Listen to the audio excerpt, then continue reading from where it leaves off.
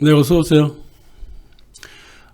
자유 파시스트 시대, 자유를 빙자한 파시스트들이 세계 정부를 쥐고 흔드는 이 시대에 그 프론트맨이 바로 다보스 포럼이죠. 근데 또 다보스야? 스위스 산등성에 있는 광역도시잖아요. 그 왜 산속에 들어가서 저 지랄들을 하고 있는지 모르겠어요. 응? 그 예전에 그 레닌도 말이야, 스위스 산속 그 진모발트에서 볼셰비키 혁명 어쩌고 저쩌고 꿍짝댔고, 신자유주의를 일으켰던 하이에크도 스위스 몽페르랑 산속에 들어가서 꿍짝꿍짝 음모를 꾸미더니만, 못된 짓을 하려면 다 스위스 산속에 들어가야 되나? 점점 지랄을 해요, 산속에서 저렇게. 그 몇 년 전부터 말이야, 세계국가라는 단어를 은근히 써. 세계국가라고, The State of the World라는 단어를 자꾸 쓴단 말이야.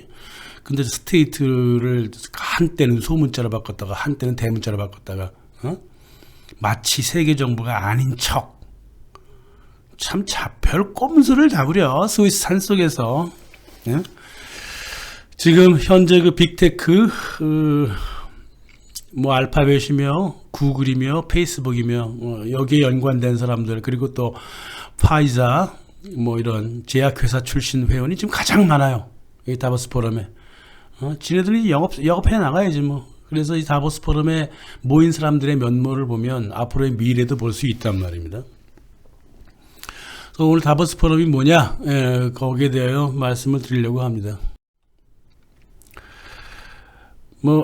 그 OECD 대통령, 총리 이런 사람들 다 하수인으로 부리면서 이놈들이 그 첫 번째 벌인 그 세계 정부 플랜이 바로 코로나 바이러스 쿠데타예요. 이게 돈은 좀 많이 벌어줬어. 얘네들 다보스 포럼 회원들한테 돈은 되게 많이 벌어줬는데 그 큰 프로젝트는 실패할 것 같은데, 아무리 봐도 이 코로나 선전선동 이 거짓말 실패가 확정되면 말이에요. 프랑스, 호주, 네덜란드, 미국도 포함해요. 영국, 이탈리아, 이 다보스 포럼 딸랑이 국가 수장들, 그리고 질본, 한국도 마찬가지예요. 이 다보스 포럼에 졸졸 따라가면서 지시를 받아가지고 지금 그 코로나 사태를 벌이고 있는 문재인, 정은경 이런 사람들, 질본 사람들 모두 신상이 위협이 올 수 있어요. 좋게 말할 때 이쯤에서 뒤로 물러나는 게 좋습니다. 좋게 말할 때 코로나 생쇼를 그만두라고요. 그래야 당신들도 목숨 부지한다고. 이게 말이야, 지금 저기 독일 쪽에서 지금 국제 형사재판 준비하고 있잖아요.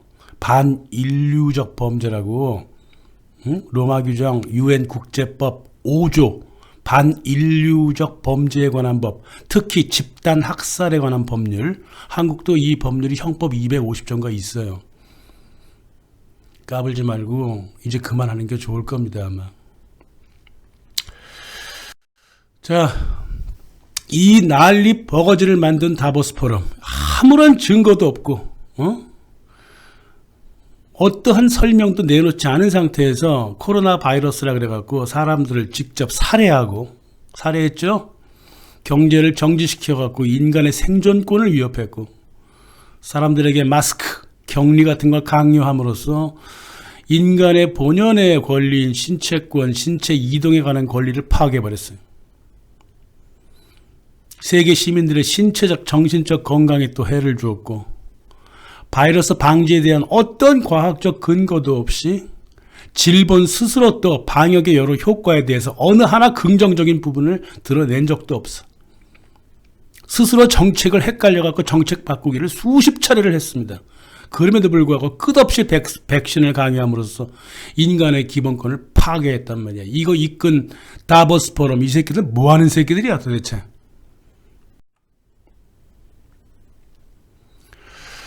클라우스 슈왑이 다보스 포럼을 만들죠. 회장님. 이 사람이 누구냐? 미국 정치를 좌지우지하던 그 헨리 키신저를 거의 지도교수 삼아서, 형식적 지도교수는 아니었고 지도교수 삼아갖고 평생 멘토로 두고 하버드 경영대학원을 졸업했습니다. 1970년 유럽위원회에 유럽 경영 싱크탱크 NGO를 성립하자고 제안합니다. 유럽위원회 그 당시 힘을 쓴 사람은 누구? 전 나치 중이 월터 할슈타인이었죠. 키신저나 할슈타인이나 모두 파시스트 아니에요. 응? 이 위원회가 클라우스 슈왑의 제안을 지지를 했고 1971년 유럽 경영 포럼이라고 하는 이름으로 스위스 다보스에서 다보스 포럼 제1차 대회를 치르게 됩니다. 그 대표자를 하버드 경영대학원 학과장 조지 베이커를 내세웠어. 이게 하버드 네트워크예요. 다보스 포럼이. 오라 그랬더니 31개국 440명이 몰려들었습니다. 하버드 이름 하나만 듣고 몰려들었어. 가장 대표적인 연사가 누구였느냐? 존 케네스 갤브레드였습니다. 존 케네스 갤브레드는 공적 부분하고 사적 부분, 그러니까 민간 부분이 서로 협력을 해서 초국적 기업에 횡포를 막자 이랬던 사람이었는데, 이 사람이 이 초창기에 다보스 포럼에 큰 영향을 끼쳤는데요. 이 영향이 말이야, 이 거꾸로 돼서 이제 문제인데, 클라우스 슈왑은 그 기업이 국가를 이용해서 시민사회를 통합하기를 바랬거든요. 그러니까 이 통합이라고 하는 개념하에서는 두 사람이 만난 거야. 존 케네스 갤브레드하고 클라우스 슈왑이. 그리고 하버드 대학은 동문이잖아요. 근데 이 쥐뿔도 없는 그 스위스 공학도 출신, 이 기계회사 이사 출신이 이런 큰일을 할 수가 없거든요. 키신저가 뒤에서 밀어주고, 하버드 경제사단이 밀어주고, 무엇보다도 다보스 포럼에 강하게 밀착했던 로마 클럽 기업인과 정치인들이 뒤를 강력하게 밀어줍니다. 그래서 다보스 포럼이 세계적으로 커져간 거예요. 이 병자를 좀 잘 알아야 되는데요. 이 슈왑이 어떤 집구석 출신이냐면, 그 독일 칼스루라고 있어. 큰 도시예요. 기계 도시예요. 열차 타고 가보면 온통 공장밖에 없어. 온통 기계 만들어, 기계. 응? 칼스루에서 태어나서 할아버지 때부터 거기서 기계 만지던 가문이에요. 기계. 응? 계속 기계 만지고, 할아버지도 아들한테 기계 너 공학도가 되라 그러고 막 그랬다고요. 그래서 이 클라우스 슈왑의 아버지도 의겐이라고 하는 사람인데, 스위스 기계회사 애셔비스라고 있어요. 하청 일했다가 나중에 나치한테 군수품을 공급을 하는데, 이 회사가 그때 지사장이었어요, 아버지가. 그래서 나치로부터 모범기업 상표도 수여받았어, 아버지가. 나치 집권기에 이미 이제 이 아버지 회사가 터빈도 생산하고, 그래서 이 미국 CIA 전신 OSS의 문서에 따르면 이 스위스 애셔비스라고 하는 이 기계회사가 독일군한테 화염방사기, 전기 부품 등을 제공했는데, 거기에 이 클라우스 슈왑 아버지가 큰 역할을 했다. 그리고 이 클라우스 슈왑 아버지 의겐 슈왑, 이 사람이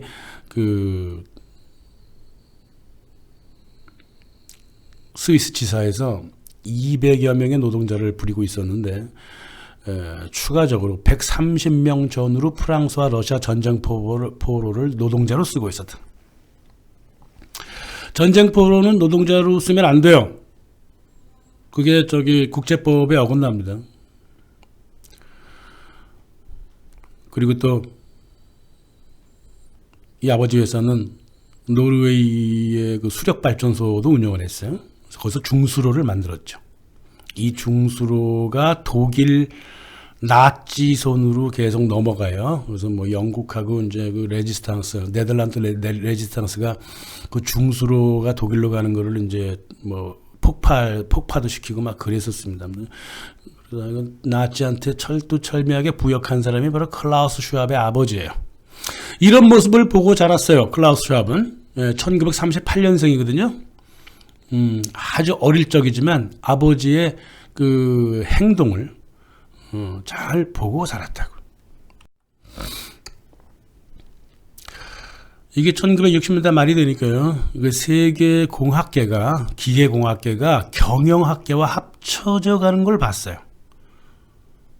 그리고 유럽 경제 공동체가 계속 회원 수가 늘어가는 것도 봤어. 거기서 이 어떤 그 기계와 기술과 경영, 경제와 정치의 통합 개념을 박사 시절부터 가지고 있었다고요. 그리고 자기 스스로 이제 기계 만드는 회사 이사거든요. 이사로서 그 주변의 화학이라든가 전기라든가 통신 회사를 하나로 M&A로 묶어가지고 하나의 경영 조직으로 융합시킨 경험도 실제로 있었어요. 그러니까 60년대 말에 클라우스 슈왑만큼 기술과 경영을 이렇게 조합한 사람이 별로 없었어요. 게다가 1968년에는 이제 경영하는 데 있어서 컴퓨터 데이터베이스가 얼마나 중요한지 막 설파를 했다고요. 데이터 중심의 경영을 만들어가자. 그래서 이제 60년대 말부터 유럽도 그렇고 미국도 그렇지만 첨단 기계 기업이 단순히 전기라든가 수력, 기계, 화학 제품을 만드는 게 아니라 기술을 서로 융합하고 정보를 각 부문에 관통을 시키는 하이테크로 나가기 시작하는 게 바로 클라우스 슈왑의 어떤 역할이 되게 컸죠. 다시 말해서 현재는 융합, 컨버전스라고 하잖아요. 통섭이니 지랄이며 통합 설레발치는 이 선조가 바로 클라우스 슈왑이었단 말이에요. 할아버지가. 그게 뭘 의미하는지도 몰라. 통섭이고 융합이고 이 개소리가 뭘 의미하는지 한국 교수들은 모른단 말이에요. 그저 사대주의에 매몰되어서 그냥 외국에서 한다고 하니까 계속 따라가는 거야. 그래, 통섭하고 융합해갖고 효과를 본 부문이 있으면 갖고 와봐. 나한테 갖고 와봐. 응? 대학 학과도 통합하잖아요. 그래갖고 효과를 본 과라든가 효과를 본 기업 부문이 있으면 나한테 갖고 와보라고. 지금까지 내가 연구한 결과 통섭이니 융합이니 지랄 육갑을 떨어가지고 제대로 된 효과를 낸 기업 공공부문이며 사적 부문, 민간 부문 없어요. 가만 놓아두면 통합될 건 통합하고 분리될 거는 분리되는 거예요. 그게 자연의 법칙이라고. 억지로 이렇게 지식하고 기술에 자꾸 손장난을 치면 안 돼요. 클라우스 슈왑이 융합이니 어쩌고 저쩌고 통섭이니 이 개소를 했던 그 목적은 말이에요. 딴 게 아니에요.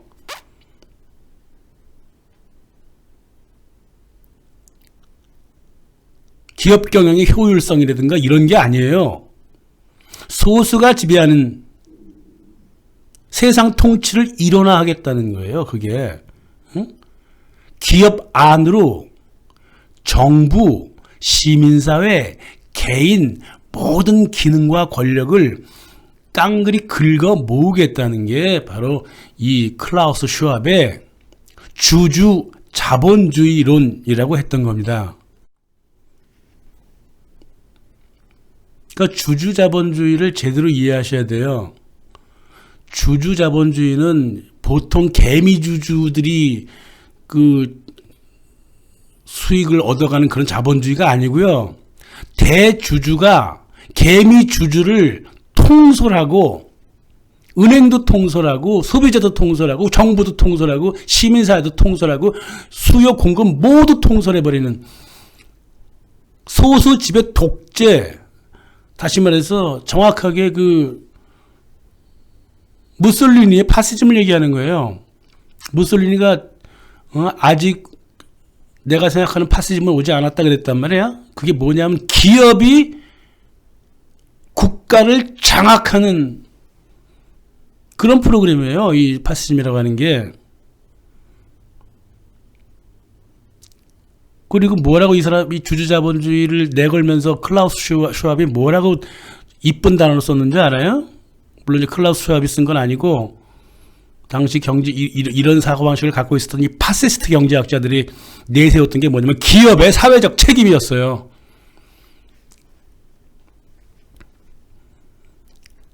이쁜 말 듣지 마시라고요. 이쁜 말. 자꾸 이쁜 말만 듣고 싶어 하죠. 보통 사람들은. 주주자본주의의 목적은 기업의 사회적 책임을 위한 것이다. 이 죄다 사탕 발림이지. 미쳤어? 내 주주가 사회적으로 책임을 갖게?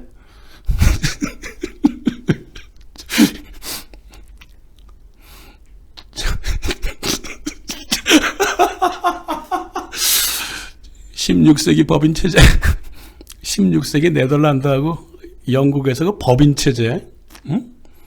그 법인 체제가 나왔을 때 가장 앞장서 내세웠던 게 뭐냐면 기업은 사회적 책임으로부터 벗어난다 했어요. 예? 왜냐하면 왜 사회적 책임으로부터 벗어나냐면 내가 열심히 일을 하면 내 주변 사람들도 부자가 될 수 있다. 응? 보이지 않는 손 무슨 사회적 책임이야. 에이구, 우리가 솔직히 세계 시민이 말이에요. 한국 국민도 포함해서 자본주의 공부를 잘 안 했죠. 네, 학교에서 자본주의가 뭔지 전혀 안 가르쳐줬죠. 자본주의의 가장 기본적인 철학이 뭐냐면 사회적 책임 기업한테 없다예요. 대신 옛날 가톨릭 교회가 있던 자선을 조금 하면 되지 않느냐, 이게 다예요. 게다가 그 자선에 들어가는 돈도 환급받잖아. 이렇게 거지 같은 새끼들이에요, 기업가라는 것들이. 그래서 기업을 그럼 어떻게 하면 좋겠느냐? 저기 정상적으로 그냥 돌려놓으면 되는 거예요. 이런 쓸데없는 소리 하지 말라고. 기업의 사회적 책임이라는 사탕 발림 하에 교육받은 대주주가 개미주주하고 기업 활동 전반, 노동력 분배, 사회와 국가 운영 전체를 관할하자는 게 바로 경영, 세계 경영, 과두제, 무솔리니의 파시즘, 클라우스 슈왑의 주주 자본주의 이론이다 이겁니다. 이게 키신저가 또 원했던 얘기예요. 키신저가. 고전 경제 모델로서 자본주의 체제와 현행 사회주의 체제를 모두 극복하자 그래서 1980년 다보스 포럼에 나와가지고 키신저가 이게 무슨 뜻이에요? 파시즘으로 가자는 소리죠. 이게 딴 게 아니라. 그래서 1971년부터 1991년까지 키신저가 중국, 러시아 체제 개방을 위해서 막 뛰어다닐 때 클라우스 슈왑은 조용히 뒤에서 산속에서 다보스 스위스 산등성이에서 기업인과 정치인들을 모아놓고 꿍닥꿍닥꿍닥 자본주의와 사회주의 융합 세계 정부 경영을 준비를 하고 있었던 겁니다. 이 초반부에 존 케네스 갤브레이드 굉장히 그 도움을 많이 줬다고 그랬죠.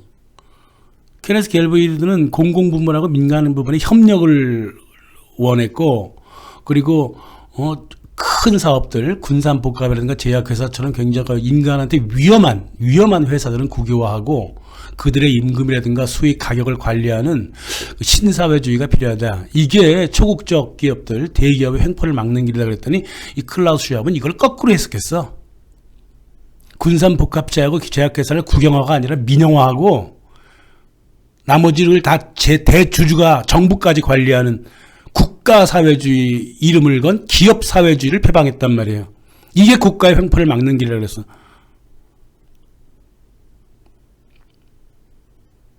나중에 존 케네스 갤브레이드가 이거 내가 잘못된 곳으로 들어왔구나. 이거 쓰레기통 안에 내가 들어왔구나. 그러면서 탈퇴해버리죠. 다보스 포럼을. 그러면서 지금까지 했던 얘기들, 그 경제론이라고 하는 거에 대해서 강력하게 비판을 하다가 죽었죠. 그래도 자기 반성을 했던 갤브레이드였어요. 예. 학자라 하면 항상 자기 반성을 해야죠. 자기가 잘못한 일에 대해서는 반성을 해야 됩니다. 클라우스 슈왑은 반성은커녕 남의 이야기를 거꾸로 자기 거로 만들어놨어.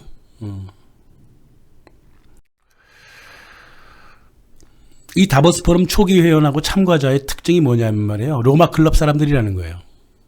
로마 클럽. 전염병으로 사람들을 죽이자. 그 목표를 갖고 있죠. 로마클럽. 로마클럽 회장 아우렐리아 페차이가 분명히 얘기했어요.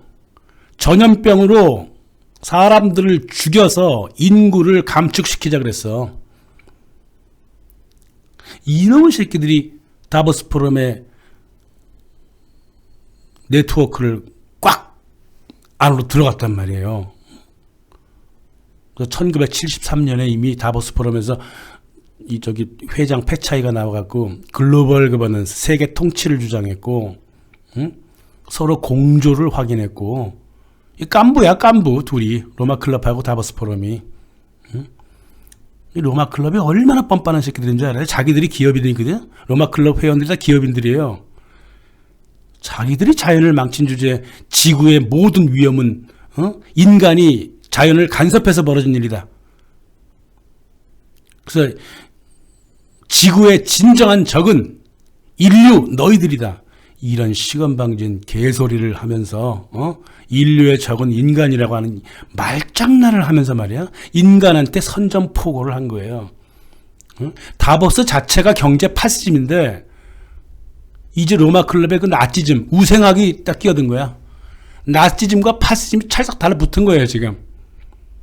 지금 우리가 이런 세상을 살고 있습니다. 이런 놈들이 이끄는 세계를 살고 있고, 이런 놈들이 이끄는 정책을 각 정부와 대통령, 총리, 질본 이런 사람이 끝없이 따라가고 있는 거예요. 끝없이 봉사하고 있는 겁니다. 부역하고 있는 거예요. 이 반인류사적 범죄로 이 사람들을 모두 처단해야 되는 거예요. 이제 사람 뽑습니다. 클라우스 슈왑 다보스 포럼 이제 사람 뽑아요. 청년 리더라 그래갖고요. 학원을 만들었어. 에? 그 자기가 하버드 출신이거든요. 하버드 1년밖에 안 다녔어요. 솔직히. 경영대학원 1년 다니고서는 경영대학원에서 석사학위를 받았는데 1년 동안 어떻게 석사학위를 받습니까? 키신저가 다 대충 준 거지. 그래서 하버드 동문회 안으로 들여보낸 거예요, 그냥. 그 안에서 보헤미안 글로브 같은 거 있잖아요. 하버드, 예일, 프린스턴 동문회. 그 보헤미안 글로브에서 사람들 뽑잖아요. 그런 거를 익혔어, 얘가 거기서. 그래서 냉전, 1991년 이제 냉전이 붕괴하잖아요. 그래서 조직 우선책으로, 다보스 포럼의 조직 우선책으로 청년 하수인들을 만들어내기 시작했다. 그게 1992년 저 유명한 YGL 미래 글로벌 청년 리더였어요. 공식적으로는 5년간 교육한다고 되어 있고 이미 각국 정부하고 사회에서 촉망받는 이들을 추천받아갖고 늙은 학생들을 재교육시키는 기관이에요. 이게 30대 40대 그 옛날에 그 알프레드 밀러가 그 했던 그 미래 파시스트 양성 학원이랑 똑같은 거예요. 옛날에 그 알프레드 밀러가 그랬잖아요. 그 세슐로스 죽고 난 다음에 1902년에 라운드 테이블 만들어 갖고 기존에 갖고 있었던 그 세슐로드 장학재단 밑에서 사람들을 계속 키워내잖아요. 그리고 이제 알프레드 밀러가 윌리엄 얀델 엘리어트를 지목해가지고 윌리엄 얀델 엘리어트가 청년 아주 새파란 20대 청년 헨리 키신저를 뽑아주고 주그비뉴 브레진스키도 뽑아주고 현 지금 주스탱 드리도 캐나다 수상 아버지인가 할아버지인가 피에르 드리도도 뽑아주고 또 미국 방위청장, 초대청장, 사무엘 헌팅턴도 뽑아주고 이렇게 해서 글로벌 청년 리더를 만들어서 이 세계를 개박살을 내놨잖아요. 이놈의 새끼들이. 이놈의 새끼를 또 뽑겠다는 거야 지금. 이때는 비밀스럽게 뽑았죠. 보헤미안 그루브처럼 비밀스럽게 파시스트를 양성을 했다고요. 저기 동문회가 하버드, 예일, 프린스턴 뭐 또 있어요. 뭐 조지타운 뭐 이런 애들이 모여갖고 보헤미안 글로벌 해갖고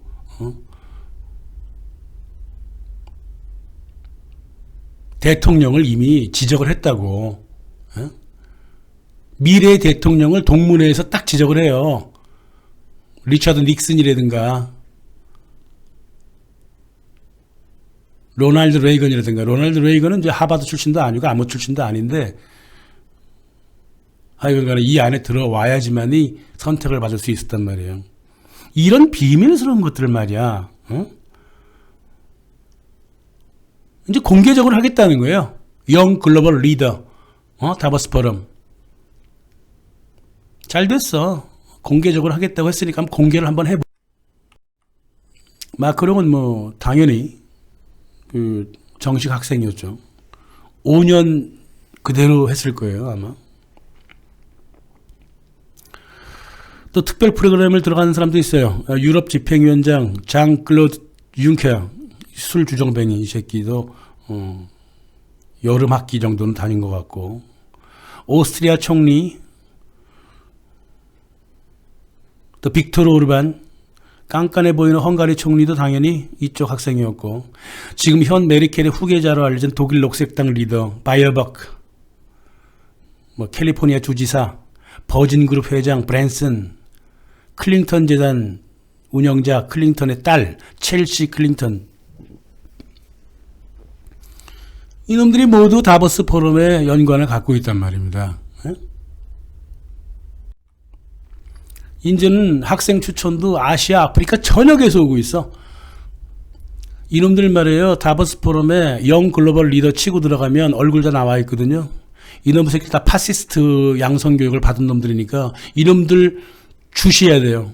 한국도 한 10대 명 있어요. 이놈들 다 주시하고 관찰해야 됩니다. 그러지 않으면 인류의 미래는 없어요. 이 파시스트 면모가 이렇게 생겼어요. 장학생들이야 죄다.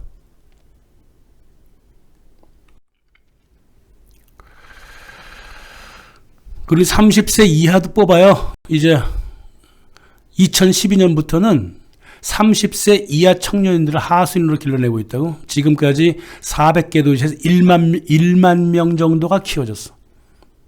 얼마 안 되죠? 잡아 조지는데 그렇게 많은 인구는 아니에요. 이 젊은 놈의 새끼들이 머리가 벌써부터 썩어버렸다고. 파시스트로. 하버드 경영대학원이 연간 수백만 달러를 받아가면서 이 프로그램을 연계 운영하고 있고, 포럼 지도하에 그 졸업생 관리도 철저해.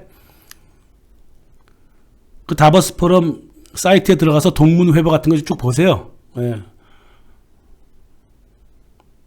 아주 공개적으로 파시스트를 양성하고 있으니까 쭉 보시라고. 이 동문들이 또 서로 밀어주고 끌어주고 그래. 그런 네트워크를 아주 단단하게 만들어놨어요. 다보스 포럼의 이사진이 누구야? 게다가 IMF 총재에다가 현 유럽 중앙은행 총재 여자 크리스틴 라게르 되잖아요. 요르단 왕비도 있고, 블랙록 투자사 블랙록 회장 레리 핑크도 거기에 포진해 있다고. 그러니까 금권, 기업권, 정치권을 다 갖고 있어. 지금 다보스 포럼이. 얘네들이 지금 빌 게이츠와 함께 이 난리 버거지를 좀 취하고 있는 겁니다. 그래서 다보스 포럼의 영원한 시다발이고, 빌 게이츠가 WHO하고 제약회사를 다보스 포럼에 강하게 밀착시켰던 놈이에요. 빌 게이츠가. 하버드 공공보건대학원 키워주고 있고, 존스 홉킨스 의료전문대학원도 키워주고, 2018년에는 블룸버그한테 18억 달러나 받았어. 존스 홉킨스. 존스 홉킨스 대학이 어떤 대학이에요? 화학, 석유, 화학, 의학을 만든 의전이잖아요. 그리고 지금은 이제 유전자 변형 약품 연구에 매진하고 있는 이 정신병자 같은 이 하버드하고 존스 홉킨스 의료전문대학원이 이렇게 다보스 포럼에 밀착되어 있단 말이에요. 자, 바이오, 생물학, 제약 회원들 가득하죠. 다보스 포럼에. 또 빅테크 완전히 힘을 행사하고 있죠. 다보스 포럼에서. 지금 가시적인 세계 정부라고 생각하면 되는 겁니다. 여기서 빌 게이츠는 또 강하게 또 움직이고 있죠. 이 빌 게이츠가 말이에요. 이 다보스 포럼의 그 금융, 바이오, 빅테크 연계를 통해 백신 판매를 가속화했고, 내 평생 이렇게 돈을 벌어본 적이 없다 그랬어요. 코비드 이전에도. 백신 팔아갖고. 응? 코로나 사태 이전에 이미 백신을 판매해서 2천억 달러를 벌어들였다고요. 응? 근데 이게 이제 이 백신이 지금 전 세계화 해버렸잖아. 아프리카한테 파는 백신만 해도 2천억 달러인데 지금 전 세계적으로 제끼고 있잖아요. 백신을. 이 상상이 안 해요. 얼마 벌었는지. 뭐 제프 베조스 같은 물류도 막 참여하고 말이야. 이 다보스 포럼 핵심 회원 모두가 부를 거대하게 축적을 했습니다. 얼마나 축적을 했는지 애플, 구글, 마이크로소프트, 뭐 페이스북, 아마존 이 5개 회사의 돈을 합치면 9조 달러예요. 9조 달러. 한국 돈으로 얼마인지 계산도 안 나와. 이탈리아, 독일, 프랑스 GDP를 총 합치면 8.6조 달러인데 이탈리아, 독일, 프랑스보다 훨씬 더 돈이 많은 게 바로 5대 빅테크예요. 얘네들이 뭉쳐갖고 이제 디지털 화폐 돌리기 시작하면 게임은 끝나는 거예요. 어떻게 보면. 그래서 우리는 현금을 쥐고 있어야 돼요. 디지털로 자꾸 넘어가면 안 돼요. 이 파시스트한테 도움을 주는 행동이라고요. IMF가 2020년에 이미 얘기했어요. 빅테크가 코로나 사태로 거대 성장을 했고 그 다음은 이제 다보스 프로젝트 디지털 전산 시스템을 세계화하는 건데 여기에 도움을 줘야 된다 하면서 그런 말을 했잖아요. 그래서 지금의 코로나 이 쿠데타가 세계 단일 통화하고 세계 경영의 밑바탕이 지금 되고 있는 거예요. 응? 코로나 이 거짓말에 날뛰지 말고요. 집에서 조용히 사회 격리하고 있으면서 앞으로의 미래가 어떻게 될 것인가 준비를 좀 해야 되겠단 말입니다. 그래서 자유파시즘 알까기 제4장에서는 말이에요. 이놈들이 다보스 포럼의 미래 전략이 어떻게 좀 흘러가고 어떻게 돼갈 것이고 무슨 이유로 실패할 수밖에 없는가 이야기를 설명을 드릴 겁니다. 감사합니다.